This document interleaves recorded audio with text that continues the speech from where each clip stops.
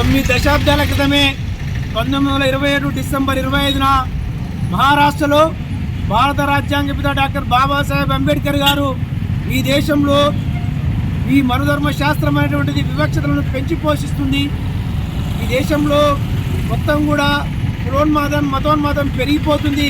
దీనికి కారణం మనుధర్మ శాస్త్రమే అని చెప్పేసి ఆనాడు డాక్టర్ బాబాసాహెబ్ అంబేద్కర్ గారు మనుధర్మ శాస్త్రాన్ని దగ్ధం చేస్తే ఆ చైతన్యాన్ని దళిత భోజన వర్గాలుగా ఎత్తి పట్టుకొని గత 92 సంవత్సరాలుగా ఈ దేశంలో వివక్షతలకు అంటరానితనానికి వ్యతిరేకంగా పోరాడుతూ వస్తూనే ఉన్నాం.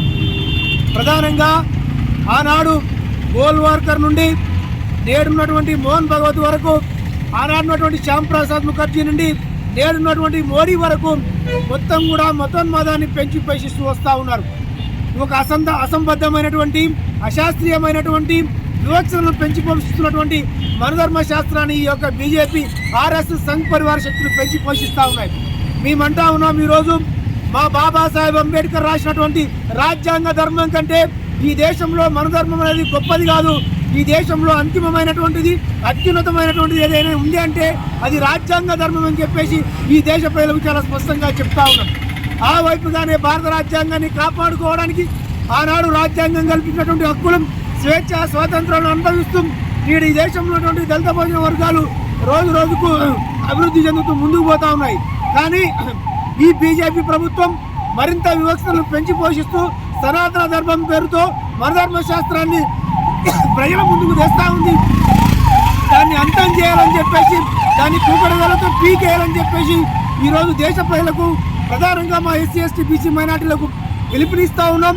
మేము అంబేద్కర్ ఇచ్చినటువంటి ఆ స్ఫూర్తిని, ఆ చైతన్యాన్ని దిశగా ఈ దేశంలో సమసమానత్వాన్ని, సామ్యవాదాన్ని స్థాపించే దిశగా మేము ముందుకు పోతాం. మనుధర్మ శాస్త్రాన్ని అంతం చేస్తాం.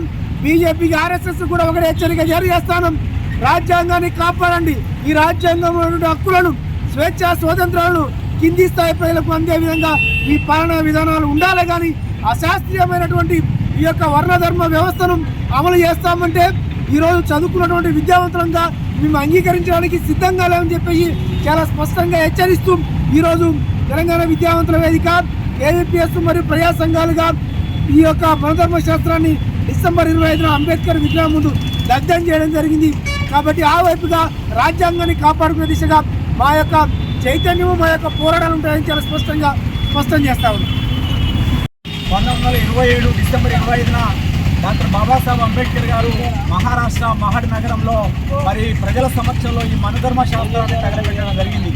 ఈ మనుస్మృతి అనేది మనుషుల మధ్య వివక్షతలకు కారణమైనటువంటి, స్త్రీలను సమానత్వంగా చూసేటువంటి కాదు, అదే రకంగా వివక్షతలతో పాటు తీవ్రమైనటువంటి కుల వివక్షత, అంతరాలు, సమాజంలో అణిచివేయబడినటువంటి ఎవరైతే ఉన్నారో వాళ్ళ ఆత్మగౌరవం నిలబడాలనంటే ఈ మనుస్మృతి మనుధర్మ శాస్త్రం వ్యతిరేకంగా ఉన్నది.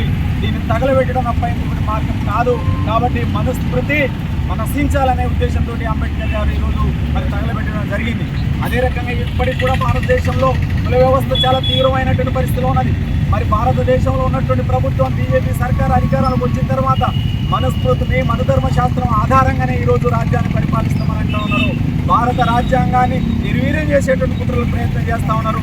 నేటికి కూడా ఇప్పటికీ కుల వివక్ష చాలా తీవ్రమైనటువంటి పరిస్థితిలో ఉన్నది. కుల వివక్షతే కాదు, మతం పేర, కులం పేర మనుషుల్ని చీల్చి చాలా అనేక రకాలుగా ఇబ్బందులకు గురి చేస్తూ ఉన్నటువంటి పరిస్థితి కనిపిస్తున్నది. అందుకనే కుల వ్యవస్థ సమూలంగా నిర్మూలించబడాలనంటే ఈ మనువాద భావజాలాన్ని, మనుస్మృతి భావజాలాన్ని తీవ్రంగా వ్యతిరేకించాల్సినటువంటి అవసరం ఉంది. అందుకని ఈ సమాజంలో ఉన్నటువంటి మనుషులందరూ కూడా సమానమే, స్త్రీలకు హక్కులు ఉన్నాయి. భారత రాజ్యాంగం ద్వారానే రాజ్యం వెళ్ళాలి తప్ప మనుస్మృతి ఆధారంగా కాదు అని తీవ్రంగా వ్యతిరేకిస్తూ ఈరోజు కుల వ్యతిరేక పోరాట సంఘం, ప్రజా సంఘాలు, సామాజిక సంఘాల ఆధ్వర్యంలో మరి మనుస్మృతిని దహనం చేయడం అనేది జరిగింది. అంబేద్కర్ గారి దగ్గర అంబేద్కర్ గారి బాటలో నడవడానికి మనుధర్మ శాస్త్రాన్ని దళిత సంఘాల